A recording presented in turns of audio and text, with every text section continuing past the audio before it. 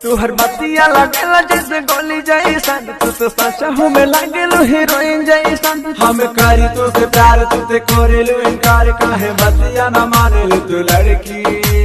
अच्छा खैर पातर की सबको छपोना पड़ेगा। अरे सुनो ससुरा में सैया संग सोना पड़ेगा, शादी के बाद तुझे रोना पड़ेगा। सही में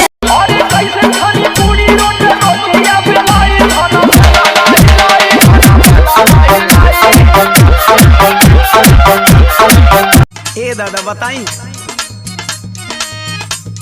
मैं हर ना चुनौती देले धइले बाबे चैनी बनावा तनी खैनी।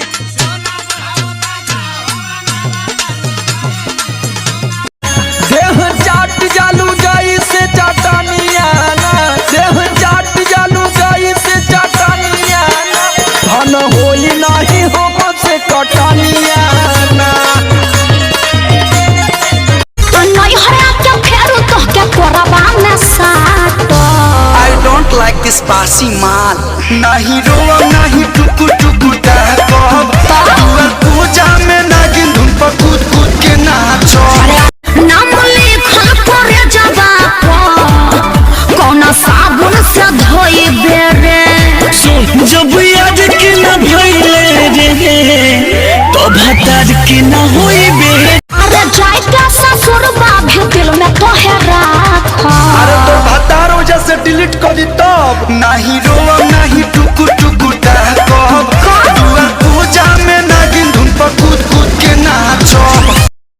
जींस छोड़ के पेन सलवार ना डालो गवाला चार हो जाई। अपनी चढ़ल बाटे तहारो जवानिया बजरिया में मार हो जाई। अपनी चढ़ तेरा दिल कोई जब भी दुखाएगा, याद तुझको ये मेरा प्यार आएगा। ओ तेरा दिल कोई जब भी दुखाएगा।